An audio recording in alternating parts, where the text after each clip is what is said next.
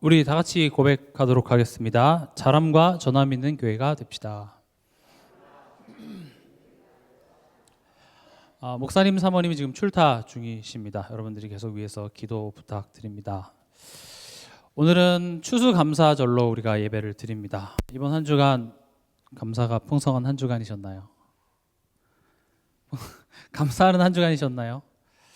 솔직히 저도 좀 그러지 못했습니다. 그래서 이 시간 우리 고백 한번 해보겠습니다. 하나님 감사합니다. 한번 해볼게요. 하나님 감사합니다. 하나님 감사합니다. 오늘 여러분들이 그거 회복하고 가면 돼요. 하나님 감사합니다. 사실 우린 감사할 것들이 되게 많습니다. 당연하다고 생각했던 우리의 건강이라든지 또 소중한 가족들, 오늘 좀 날씨가 흐리긴 한데 요 근래 날씨 너무 좋죠. 그런 좋은 날씨. 그리고 우리가 또 이 자리에 와서 예배할 수 있는 것은 너무나도 감사한 내용들입니다. 근데 우리 삶 속에는 그런 것들보다는 감사하지 못할 이유들이 참 많아 보입니다. 저도 이번 한 주간 좀 쉽지 않았습니다. 저도 감사할 이유가 하나도 없더라고요. 근데 제가 그러면서 오늘 본문의 말씀을 이렇게 붙잡으면서 묵상하게 됐습니다. 오늘 본문은요, 온 땅이여 여호와께 즐거운 찬송을 부를지어다. 기쁨으로 여호와를 섬기며 노래하면서 그의 앞에 나갈지어다 라고 얘기하면서 오늘의 말씀의 제목이자 3절 여호와가 우리 하나님이신 줄 너희는 알지어다. 감사의 이유를 성경은 하나님이 너의 하나님이기 때문에 감사하라 이렇게 이야기를 하고 있습니다. 저는 이 말씀이 제게 되게 부딪혀 왔습니다. 오히려 이번 한 주간 감사할 내용들이 너무 많아서 감사한 게 아니라 감사할 수 없는 상황 속에서 이 말씀이 제게 되게 와닿았어요. 그래, 하나님이 나의 하나님인 사실에 감사라고 이야기를 하고 있는 것이죠. 앞서 말씀드렸다시피 우리 삶 속에는요, 감사하지 못할 이유가 만 개가 넘죠. 그러나 성경은 우리가 감사할 수 있는 유일한 이유 하나 이야기합니다. 하나님이 나의 하나님이셔서 감사하답니다. 이번 한 주간 이거 회복되시기 바랍니다. 여러분, 이 자리에 와서 되게 깊은 내용 못 깨달아도 상관없습니다. 하나님이 어떤 하나님인지 깨닫고 그 하나님을 감사하는 그거 회복되면 여러분들 한 주간 승리하실 것입니다. 하나님에 대한 오해가 풀어지시기 바랍니다. 하나님 실수하고 계시지 않습니다. 하나님 무능력하시지 않습니다. 하나님은 우리의 삶에 일어난 일들을 모르고 계시지 않습니다. 하나님에 대한 오해를 풀고 가세요. 그리고 하나님에 대한 신뢰를 회복하고 가세요. 맞아. 하나님 나의 하나님 맞지? 그거 갖고 힘 얻지 못하면요, 우리 한 주간 동안 하나님 없는 것처럼 또 살아야 돼요. 하나님 없이 살아가는 인생이 얼마나 힘듭니까? 그렇죠? 불신자들은 무당회라도 찾아가죠. 뭔가 믿을 만한 구석들이 다 있는데 우리는 하나님 믿는다고 하면서 세상에 의지하는 것 의지 안 하면서 하나님까지 안 믿으니까 이중으로 미칠 노릇이죠. 하나님 믿으시기 바랍니다. 물론 우리가 머리로는 하나님 믿고 하나님이 계신다는 건 알지만 우리의 삶의 여러 가지 그런 사건과 만남 속에 우리는 하나님이 어떤 분이신지 자꾸 잊곤 합니다. 그래서 이번 한 주간 이게 회복되시면 됩니다. 하나님이 나의 하나님이시다. 이거는요, 마치 이렇게 생각하면 좋습니다. 어린아이가 부모님께 감사합니다 라고 얘기하면 그 어린아이는 부모님이 내게 해주신 그 사랑의 내용을 전부 이해하지 못합니다. 어리니까요. 뭐가 감사하죠? 로봇 사준 거, 장난감 사준 거, 어젯밤에 치킨 시켜준 거, 이제 이런 게 용돈 준 거, 이런 게 감사하겠죠. 그래서 어렸을 때는 내가 좋은 걸 주면 우리 엄마 아빠 최고고, 내가 하고 싶은 걸 못하게 하면 엄마 아빠 밉고, 근데 점점 그 부모의 사랑을 나이가 들어가며 이해하게 되죠. 그걸 보고 철이 든다고 합니다.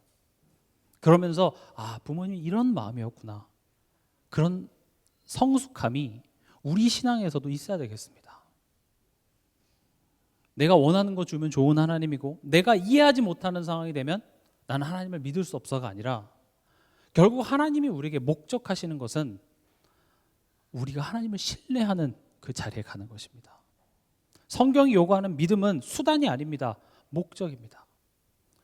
우린 내가 원하는 걸 얻기 위한 목적으로서 믿는다고 얘기합니다. 그건 세상에서도 이야기하고 있습니다. 간절히 바라고 믿으면 이루어질 거야. 성경은 그런 이야기를 하는 게 아닙니다. 믿음은 내가 원하는 것을 얻어내는 수단이 아니라 하나님을 신뢰하는 믿음 자체가 하나님이 우리를 이끌어가고자 하는 목적지입니다.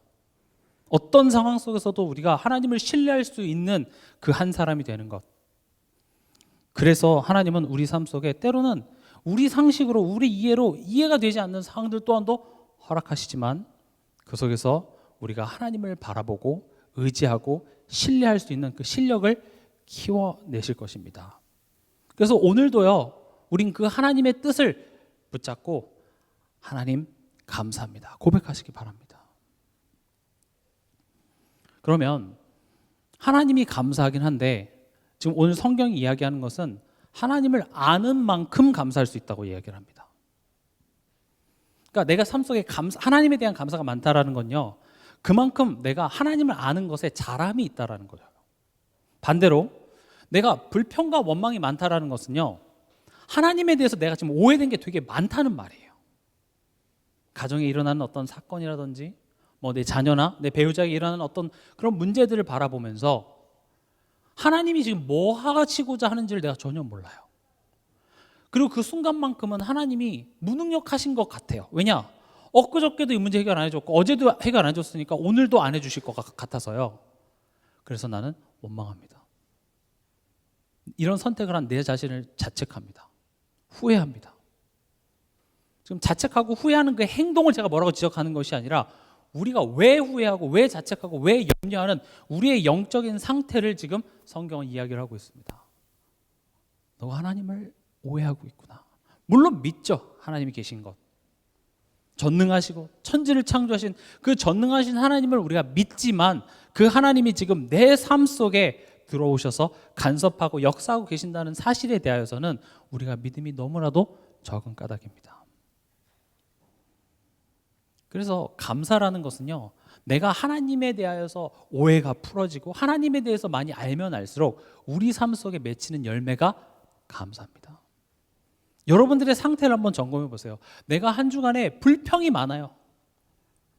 내가 어떤 사건을 볼 때 나는 옳은 말들을 하는데 하나님이 지금 역사하실 그 틈 자체를 안 주고 있다는 것 자체가 나는 사실은 하나님에 대해서 굉장히 오해가 많습니다. 왜냐? 내 삶 속에 하나님이 역사하지 않으셨어요. 하나님 나 안 도와주셨잖아요.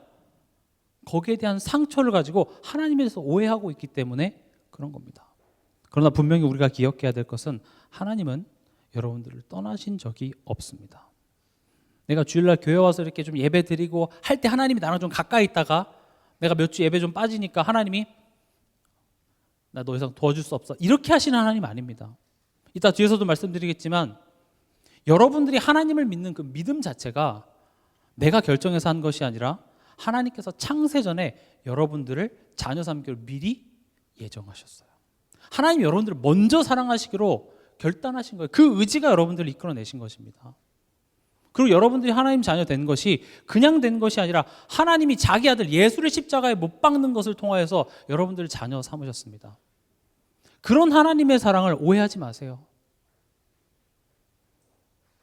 하나님은 그렇게까지 해서 여러분들을 자녀 삼아 두시고 여러분들이 살아가는 그 여정 속에 네가 지금 겪는 일에 대해서 내가 할 수 있는 게 없어. 그건 네가 알아서 해. 하나님은 그렇게 하지 않습니다. 하나님은 무능력하신 분이 아닙니다. 전능하신 하나님이 여러분들의 삶, 우리의 삶을 주관하고 통치하고 계십니다. 기억하시기 바랍니다. 그래서 우리의 인생은요, 그 하나님을 알아가는 여정입니다. 하나님을 알아가는 여정이에요. 내가 교회를 20년, 30년, 40년 평생을 다녔다 할지라도 우리는 하나님을 다 알 수 없습니다. 그리고 머리로 안다고 해도 실제로 내 삶 속에 전혀 모르는 것 같이 행동하는 우리의 모습을 성경은 죄성 이렇게 얘기합니다. 사단이 하는 일이 여러분들을 아프게 하고 여러분들을 도덕질하게 하고 그런 일이기 전에 사단이 하는 일은요, 여러분들로 하여금 하나님과 상관없이 살아가게 만드는 게 사단의 일이에요. 그래서 오히려 성경에 보면 사단은요, 여러분들한테 여러분 원하는 거 줄 때가 더 많습니다. 왜냐? 여러분들 우리가 원하는 거 얻게 되면요, 우리는 하나님 의지하지 않습니다. 건강하고 내 삶에 하나님한테 아쉬운 소리 할 거 없을 땐 우리는 하나님에 대해서 그렇게 바라보고 의지하게 되지 않습니다. 그래서 사단은요, 광명한 천사로 우리가 원하는 것을 줄 때가 더 많아요. 오히려 성경을 보면 우리한테 어려움을 주시고 우리한테 갈등을 주시고 때론 이 상황이 이해가 안 돼서 안개와 같은 길을 걷게 하시는 게 하나님인 경우가 더 많아요. 왜냐? 그 상황 속에서 우리는 또 하나님께 구원받은 자들은 하나님을 찾게 돼 있습니다. 그래서 문제와 어려움이 하는 일들이 있어요. 근데 우린 그 문제를 그냥 빨리 지나가게 해달라고 하지만 아닙니다. 하나님이 우리에게 생각하라고, 하나님이 우리에게 믿음을 회복하고 갱신케 하시기 위해서 허락하신다는 그 하나님의 통치를 우리가 잊어버리면요, 우리의 삶 속에 하나님은 너무나도 무능력한 존재가 될 것입니다. 그걸 모르면 우린 감사할 이유가 하나도 없어요. 그냥 뭐 내 자녀가 그래도 뭐 좀 좋은 대학 들어가게 되고, 또 이번에 어떤 큰 문제가 있었는데 그거 하나 고민 넘기면 아이고 감사합니다, 그게 끝이지. 오늘 본문처럼 여호와가 우리 하나님이시라는 그 사실에 우리는 감사한다라는 거 꿈만 같은 이야기죠. 아이고 목사님 제가 그게 가능하겠습니까? 믿음 좋은 그 성경의 위인들이나 되겠죠. 훌륭하신 목사님들이나 가능하겠죠. 저는 불가능합니다. 그렇지 않습니다. 그래서 오늘 세 가지에 대하여서 성경은 이야기를 하고 있습니다. 3절에 여호와가 우리 하나님이신 줄 너희는 알지어다 하면서 첫 번째로 하나님을 지금 설명합니다. 첫 번째, 그는 우리를 지으시니요, 이렇게 되어 있습니다. 지금 우리가 감사해야 될 이유를 얘기해 주고 있는데 그 하나님에 대해서 지금 소개를 해주는 거예요. 어떤 하나님이냐? 그 하나님은 창조주 하나님이라고 되어 있습니다. 우리를 지으셨대요. 태초에 하나님이 천지를 창조하시니라. 우리가 천지라고 하면 되게 우리랑 거리감이 있는데 쉽게 생각하면 나를 지으신 하나님입니다. 아닌데요? 저는 우리 엄마 아빠가 결혼하셔서 낳는데요? 아니에요. 하나님이 나를 지으셨다고 되어 있습니다. 내가 너 만들었어 라는 말은 더 깊게 들어가면 나를 아시는 겁니다. 하나님이 나를 아세요. 나의 더러운 것도 알고요, 나의 연약함도 알고요, 내 과거의 상처, 나의 아픈 기억, 나의 지금 현재 상황, 하나님 알고 계세요. 우리가 언제 낙심된 줄 아십니까? 하나님이 지금 내 상황 모르실 거라고 생각해서 낙심돼요. 하나님 여러분들 상황 아세요. 여러분들이 뭐 때문에 눈물 흘리고 뭐 때문에 갈등하는지 하나님은 알고 계신다는 것입니다. 창조주 하나님 하니까 되게 먼 느낌이지만 나를 지으시고 나를 아시는 하나님이십니다. 그 하나님은 여러분들이 힘들 때 힘들어하지 마 이렇게 얘기하는 게 아니라 위로해 주십니다. 괜찮아. 그러면서 내가 누군지를 자꾸 이야기하시죠. 아브라함에게도 그러셨죠. 모세에게도 그러셨죠. 이스라엘 백성들이 하나님 없는 자같이 자꾸 행동할 때마다 나타나서 얘기합니다. 내가 여호와야. 내가 애굽에서 너를 건져낸 내가 여호와야. 내가 너의 하나님이야. 광야 40년이요. 내가 네 하나님이라는 사실을 계속 우리라고 체험케 하시는 40년이었습니다. 힘든 시간이 아니에요. 하나님의 나를 도우심을 확인할 수 있었던 40년이라는 것이었죠. 그래서 누군가에게는 그 40년이 죽음의 고통의 시간이었으나 누군가에게서는 매일매일 감사할 수밖에 없는 시간이었습니다.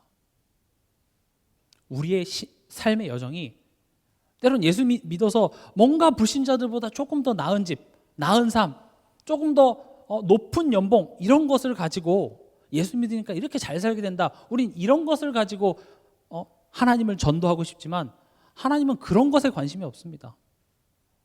쟤보다 잘 사는 그 정도 축복이 내가 지금 너를 위해 십자가에 죽은 이유인 것 같아? 하나님 더 큰 것을 이야기하고 있습니다.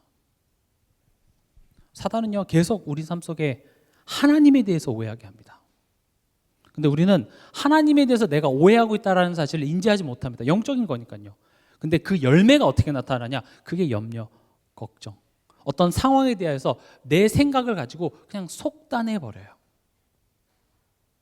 우린 그럴 때가 많습니다. 그리고 그 나의 판단이 100번, 1000번 맞을 수 있습니다만은 하나님은 내가 생각한 것보다 더한 것을 계획하고 계십니다. 우린 하나님이 일하시고 계신다는 그 공간을 열어두지 않고, 그 가능성을 열어두지 않고 그냥 이건 안 돼라고 내가 그냥 그 가능성을 닫아버립니다. 그걸 불신앙이라고 얘기해요. 그래서 낙심되는 거 아닙니까? 저도 이번 한 주간 되게 낙심되더라고요. 거의 반불신자 비슷하게 저도 됐어요.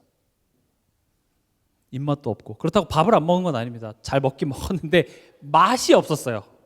양은 많이 먹었으나 맛은 없고, 이게 뭔가 싶기도 하고 참 복잡한 생각이 많이 나더라고요. 그래서 제 마음속에 이미 그냥 이런 거 다 하고 딱 결론 내려버리니까 이게 정말 저는 좀 너무 이번 한 주간 좀 복잡했어요. 그런데 제 마음속에 아니야, 하나님은 우리가 생각하지 못한 것들을 계획하고 계셔. 항상 그래왔습니다. 우리의 수준은 그거밖에 안 돼요. 우리가 알지 못하는 크고 은밀한 일을 하나님은 항상 계획하십니다. 요셉이 노예로 팔려가고 감옥에 갔을 때 그가 국무총리가 돼서 7년 동안 흉년 맞은 그 세계를 살릴 걸 상상이나 했겠습니까? 못했어요. 그러나 하나님은 준비하고 계셨습니다.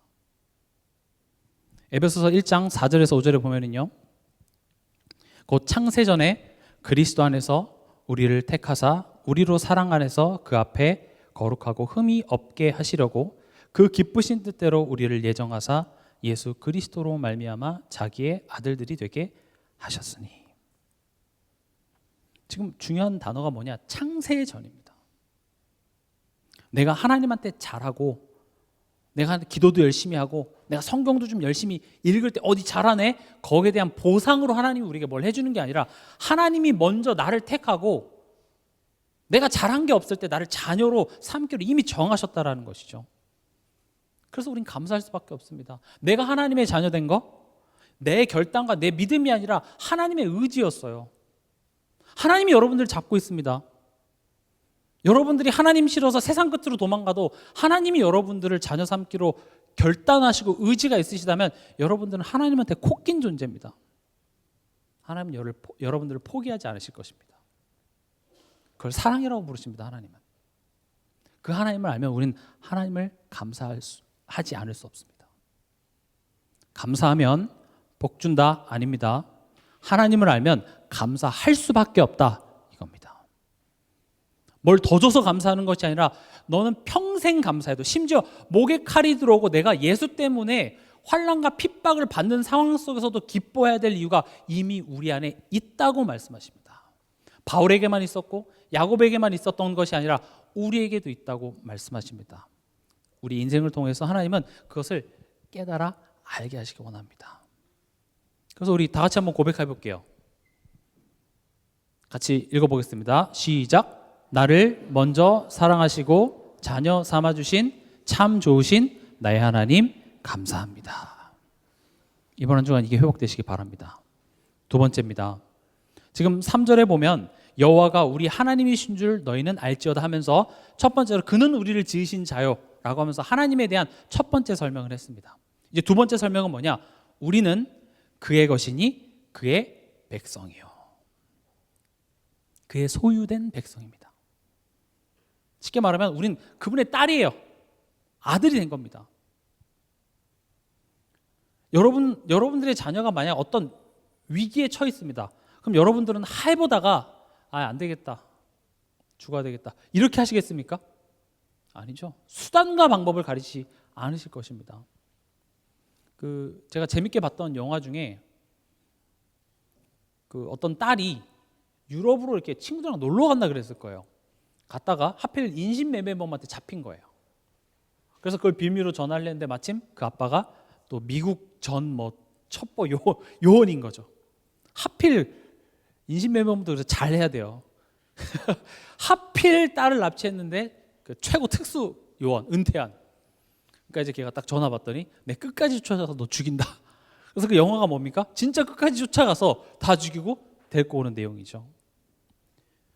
하나님도요, 말로만 내 딸아, 내 아들아 이렇게 얘기하는 것이 아니라 우리를 구원하시기 위해서 육신의 몸을 입고 이 땅에 오셨습니다. 하나님의 사랑은 추상적이고 감성적인 것이 아니라 실제로 이 땅에 육신의 몸을 입고 오셔서 우리를 위해 대신 죽으신 하나님의 사랑입니다. 그래서 하나님의 사랑은 굉장히 구체적입니다. 하나님께서 예수님을 아들로서 표현하신 것은 예수님이 하나님보다 열등해서가 아니라 우리 인간이 생각할 수 있는 최고의 사랑의 극치가 뭡니까? 누굴 위해서 내가 대신 희생하는 사랑이에요. 그러나 인간이 상상할 수 없는 사랑은 누군가를 위해서 내 자녀를 죽이는 사랑은 이건 할 수 없는 사랑입니다. 가능하시겠습니까? 가끔씩 뭐 이렇게 신문이나 뉴스 기사를 보면 이렇게 뭐 기차나 이런 거 구하려다가 대신 죽고 또는 이렇게 뭐 화재가 나서 그걸 구하려다가 누굴 위해서 대신 희생하는 사랑은 있을 수 있습니다. 그러나 누군가를 구하기 위해서 차가 오는데 내 자녀를 바퀴에다 깔아놓고 구한다? 그건 생각할 수가 없죠. 지금 우리에게 예수님을 아들로서 소개해서 내 아들을 십자가에 못 박았다라는 것은 우리가 상상할 수 없는 그 하나님의 우리에 대한 사랑을 지금 이야기를 하신 것입니다. 내가 너를 구하기 위해서 못할 것이 없어. 내 아들을 줬다. 이렇게 얘기합니다. 그것은 생생 내려고 하는 것이 아니라 오늘 살아가는 우리의 삶에 대하여서 나는 실수하고 있잖아. 내가 너를 위해서 내 아들을 십자가에 못 박았는데 너를 위해 내가 못 줄 게 있다고 생각하니? 오히려 속상하시죠, 하나님은. 내 사랑에 대해서 오해받아서요. 하나님의 사랑을 오해하지 마십시오. 하나님의 사랑을 가치를 떨어뜨리지 마십시오. 하나님은 여러분들이 우리가 할 수 없는 사랑, 다른 사람에서 내 자식을 희생하는 건 우린 못하는 거예요. 차라리 내가 죽었으면 죽었죠. 인간이 상상할 수 없는 최고의 그 사랑을 우리를 위해서 보여주셨습니다. 왜냐? 우린 그의 소유된 백성이기 때문에 그렇습니다. 예수님이 십자가에 죽은 건 내가 널 이만큼 사랑한다는 그런 퍼포먼스가 아니라 실제로 우리 인생의 문제 뭡니까? 사단입니다. 하나님 떠나 살아가는 사람의 인생의 그 저주와 재앙, 이거 그냥 내가 이런 가정에서 태어나고 그냥 삶이 이런 건가 보다 하고 그냥 그렇게 살아가지만 아닙니다. 눈에 보이지 않는 사단이 우리를 저주와 재앙으로 이끌어가는 거예요. 그 강한 자는 우리 힘으로 이길 수 없습니다. 그래서 예수님이 십자가의 죽으심을 통하여서 죽음의 권세 잡은 자 마귀를 멸하신 것입니다. 그리고 죄로 우리를 붙잡고 있었던 그 죄를 예수님이 십자가에서 우리를 대신해서 죽으심으로 말미암아 그 죄값을 치르시고 죄의 종되었던 우리를 해방시켜 주신 것입니다. 로마서 5장 8절을 보면요, 우리가 아직 죄인 되었을 때에 그리스도께서 우리를 위하여 죽으심으로 하나님께서 우리에 대한 자기의 사랑을 확증하셨느니라. 주목해야 될 부분이 우리가 아직 죄인 되었을 때입니다. 그래서 복음은 은혜입니다. 종교는 내가 열심히 해서 내가 하나님한테 뭔가 이쁨 받을 짓을 해서 하나님께 받아들여지는 것을 종교라고 얘기합니다.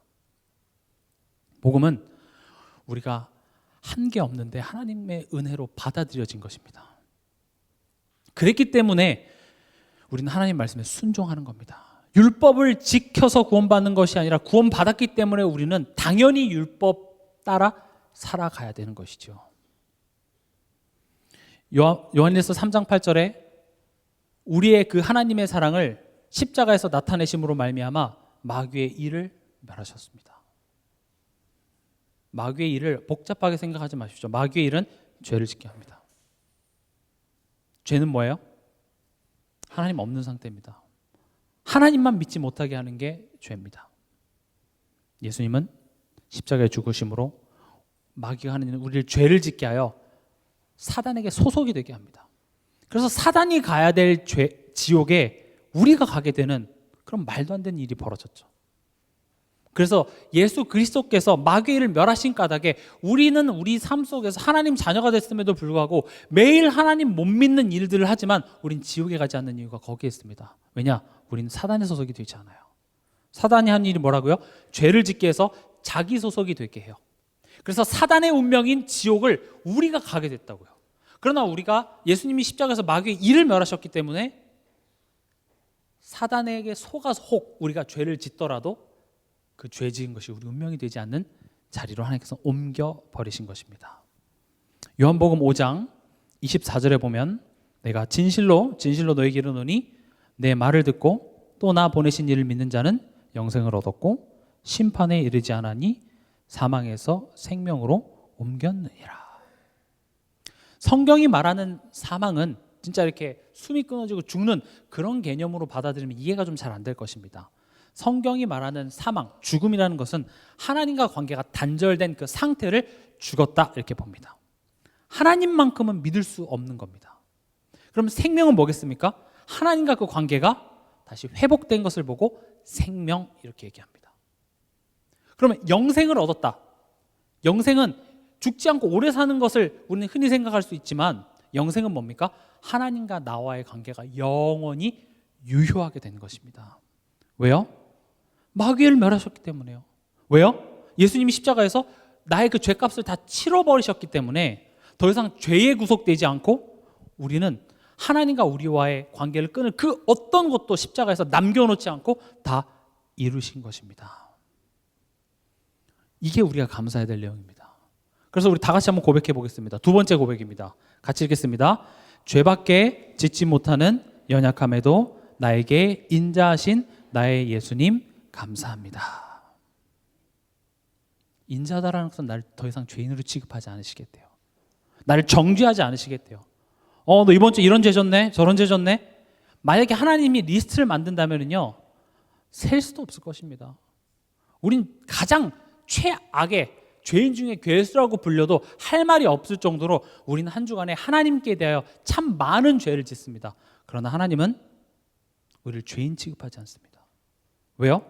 예수님이 십자가에서 그 죄값을 다 치르셨기 때문에 그렇습니다. 세 번째입니다. 그는 우리를 지으신 이요 우리는 그의 것이니 그의 백성이요. 그리고 세 번째는 그의 기르시는 양이로다. 그의 기르시는 양이라면 하나님은 지금 뭘로 소개가 되는 겁니까? 선한 목자입니다. 앞서 설명드렸다시피 우리의 실력과 상관없이 우리가 구원받은 하나님의 자녀가 맞다면 우리의 신분은 변할 수 없습니다. 그러나 문제는 뭐냐? 그 신분이 변화됐지만 그 신분의 가치를 알지 못하고 여전히 옛날 체질로 돌아가더라는 것이죠. 다시 말하면 양이 이제 목자가 지금 나를 푸른 초장으로 실만한 길로 나를 인도하는데 그 목자를 신뢰하지 못하고 내가 가고 싶은 대로 가는 거예요. 이 길 아닌 것 같은데? 난 절로 가고 싶은데? 그래서 우리를 구원하고 끝이 아니라 우리의 삶을 함께 하시면서 우리를 길러내시겠대요. 길러낸다라는 것은 양은요 주인의 음성을 알아듣습니다. 왜냐? 그 주인이 내게 항상 좋은 것을 준다라는 것이 입력이 됐기 때문에 주인의 음성을 기쁨으로 따라가는 게 양입니다. 우리의 삶은요 그 하나님의 목소리에 쉽게 말하면 강아지가 이렇게 꼬리 흔들잖아요. 어떤 기사에 보니까 강아지가 너무 막 꼬리를 흔다가 꼬리뼈가 골절이 됐다고 하더라고요. 너무 막 주인이 좋아갖고 막 꼬리를 흔들다가 꼬리뼈가 골절. 너무 그 기사도 귀엽더라고요. 우리가 하나님의 말씀 앞에 우리가 그렇게 무조건적인 반사로 막 기뻐할 수 있는 그 관계 회복하는 것이 여러분들 향한 하나님의 목적입니다. 그것만 되면 됩니다. 정말로요. 좀 극단적으로 얘기해서 세계복음화 전도 이런 거 여러분들 생각 안 하셔도 여러분과 하나님과의 관계가 그렇게 되잖아요. 여러분들 삶 속에 생명이 살아날 것입니다. 여러분들 삶 속에 우리가 누군가를 전도하고 할 때요 말로만 하는 것이 아니라 내 삶으로 되어지는 겁니다. 내 삶이 전도지입니다. 나의 선택이 전도지입니다. 나의 선택들을 통해서 예수의 향기가 전달되는 것입니다. 물론 지금 우리는 그렇게 완벽하게 하지 못합니다. 그러나 하나님이 지금 우리를 이끌어가는 우리의 지향점이 거기입니다. 그래서 우리는 뭔가 대단한 걸 하기 이전에 내가 하나님으로 기뻐하는 그 한 사람이 되게 해 주시옵소서. 오늘 그 한 사람이 되게 하시기 위해서 하나님이 나에게 삶을 허락하셨고 나에게 가정을 허락하셨고 오늘 이 상황을 내게 허락하셨사오니 하나님 조금 힘듭니다. 조금 버겁습니다. 그러나 하나님 힘주세요. 나를 기르시는 나의 선한 목자 되시는 거 맞죠? 하나님 내 손 잡아주세요. 그러면 이 힘든 상황 걸어가라고 하나님 주신 거라면 하나님 힘은 주셔야죠. 그럼 그 힘 주시면 내가 다시 일어나서 한번 다시 도전해 보겠습니다. 하나님 여러분들 손 붙잡아서 다시 일으키실 것입니다. 우리가 하나님이 우리와 함께한다, 동행한다 많이 들어봐서 위로받습니다. 그러나 좀 오해하고 있는 부분이 내가 가고 싶은 길을 하나님이 옆에쯤 같이 계시면서 잘 갈 수 있도록 도와준다 이렇게 생각을 많이 합니다. 그러나 우리와 함께한다, 동행한다라는 것은요, 하나님이 목적을 가지고 이끄는 겁니다. 하나님 나 일로 가고 싶어요. 하나님이 마치 보디가드처럼 나 절로 갈 테니까 잘 갈 수 있도록 도와주세요. 그래서 하나님을 보디가드처럼 끌고 다닙니다. 아니에요. 성경은 분명히 얘기하고 있습니다. 하나님이 목자입니다. 우린 양이에요. 그래서 하나님이 내게 유익한 곳을 알아요. 하나님이 목적지를 갖고 계세요. 그럼 우린 그 목적지를 잘 따라갈 수 있도록 우리와 동행하시겠다고 얘기합니다. 여러분들의 인생은 그래서 가치가 있습니다. 그냥 돈 벌고 그냥 세상 하나님 없이 살아가는 사람들이 가지고 있는 그런 가치관과는 다른 가치관이에요. 왜냐? 하나님이 여러분들의 인생 속에 지금 무언가를 담기를 원하시고 그 목적을 가지고 구원했다니까요. 구원은요, 시작입니다. 구원이 전부가 아니에요. 다시 말하면 애굽에 있던 이스라엘 백성들을 꺼내기 위해 꺼낸 게 아니라 결국은 가나안 땅이라는 그 목적을 가지고 있어요. 구원에는 목적이 있습니다. 죽어서 천국 가는 것만이 목적이 아니라 이 세상을 살아가면서 여러분들 인생에 하나님이 담고자 하는 내용들이 있습니다. 하나님 얘기하시죠. 세상 끝날까지 너희와 항상 함께 있으리라. 좋은 말 같죠? 좋은 말이긴 맞습니다만 무시무시한 말입니다. 그 말은 뭡니까? 내가 너한테 이룰 거 끝내기 전까지 난 너 절대 포기 안 해. 내 눈에 흙이 들어가도 나 너 이상한 짓 하는 꼴 나 못 봐. 우리 하나님 눈에다가 흙 던지고 도망가고 이러는데 하나님이 또 닦고 너 일로 와 하면서 쫓아가서 하나님은 이뤄내십니다. 우리 인생이 하나님과의 그런 다툼이에요. 특히 이렇게 학생들 가지고 계신 부모님들 아침마다 전쟁이죠. 그거예요. 딱 그거예요. 일어나라. 학교 안 가냐? 와, 제가 왜 이렇게 말 안 듣냐? 그럼 아이들이 일어나면서 우리 엄마 맞아? 그 싸움인 거예요. 그래서 엄마 마음은 뭐죠? 다 네 잘 되라고 하는 거지. 그러면서 아이는 엄마를 위해서 내가 학교를 가준다 이렇게 생각해요. 그게 왜 엄마를 위한 거예요? 니를 위한 거죠. 우리가 이 자리에 예배 드리는 거 하나님을 위한 겁니까? 하나님이 제발 나에게 예배를 좀 해줘. 난 예배를 받고 싶은데 그러시는 것 같습니까? 아닙니다. 예배는 사실 우리를 위한 겁니다. 우리에게 유익하기 때문에 하나님 예배 드리라고 하시는 거예요. 하나님은 부족함이 없습니다. 완전하십니다. 나에게 예배를 받으셔야 그제서야 이제 좀 살 것 같다가 아니라 예배는 나를 위한 겁니다. 그게 우리가 살 길이고 우리가 힘을 얻고 우리가 치유받는 시간이 예배이기 때문에 하나님은 예배만이 살 길이야 이렇게 얘기하시는 거예요. 하나님을 위해 뭔가 한다고 착각하지 마세요. 우리가 하나님을 위해 해줄 건 없습니다. 근데 또 웃긴 건 내가 엄마를 위해서 시험 잘 봐준다 하면 근데 또 기쁘긴 기뻐요. 부모 마음은. 그래 기쁘네. 마찬가지입니다. 우리가 복음 안에서 하나님으로 기뻐하는 그 모습이 또 기쁜 거예요. 하나님은. 그래서 하나님은 내가 너의 아빠, 너는 내 자녀. 애초에 그런 부성애, 모성애를 누가 만드셨을까요? 하나님이 만드셨어요. 왜냐? 너에 대한 나의 마음이 그러하니 그것을 어떻게 설명하겠어요? 설명할 길이 없네. 그래서 만든 게 부모와 자녀와의 그 관계를 하나님이 만들어서 네 자녀 때문에 속 썩지? 그게 내 마음이야. 이렇게 간접적으로 그 마음을 깨달을 수 있죠. 진짜 하나님 왜 저럴까요? 로마서 8장 26절 27절에 보면요. 이와 같이 성령도 우리의 연약함을 도우시나니 우리는 마땅히 기도할 바를 알지 못하나 오직 성령이 말할 수 없는 탄식으로 우리를 위하여 친히 간구하시느니라. 마음을 살피시는 이가 성령의 생각을 아시나니 이는 성령이 하나님의 뜻대로 성도를 위하여 간구하심이니라. 지금 성령 하나님께서 우리와 함께 계시면서 우리의 연약함을 도우신답니다. 아무것도 안 할 테니까 하나님 다 해주세요가 아니라 학교 가야지. 좀 부족하면 말할 수 없는 탄식으로 우리를 위해서 기도하고 우리의 마음을 살펴주시고 성령 하나님이 우리와 그렇게 함께 하시면서 우리를 이끌어 가십니다. 그래서 세 번째로 한번 고백해 보겠습니다. 같이 고백하겠습니다. 나를 포기하지 않으시고 나의 연약함을 도우시는 나의 성령님 감사합니다. 지금 제가 1번, 2번, 3번 이야기한 것이 5절에 정리가 되어 있습니다. 여호와는 선하시니 그의 인자하심이 영원하고 그의 성실하심이 대대에 이르리로다. 선하신 성부 하나님, 우리를 죄 없다, 우리를 용서하시고 우리를 위해 십자가에 죽으신 인자하신 예수 성자 하나님, 또 우리의 삶 속에 성령으로 우리의 연약함과 상관없이 계속 성실히 우리의 삶 속에 역사하시는 성령 하나님, 너희는 너의 하나님을 알지어다, 성삼위 하나님을 이야기하고 있는 것입니다. 말씀을 맺겠습니다. 이번 한 주간 성삼위 하나님을 감사하시기 바랍니다. 그래서 여러분들 감사하는 방법을 제가 이렇게 적어봤습니다. 인정하시기 바랍니다. 어떻게 인정하냐? 하나님이 하셨습니다, 이렇게 하세요. 어렵지 않죠? 어떤 상황이 벌어졌을 때 하나님이 하셨습니다.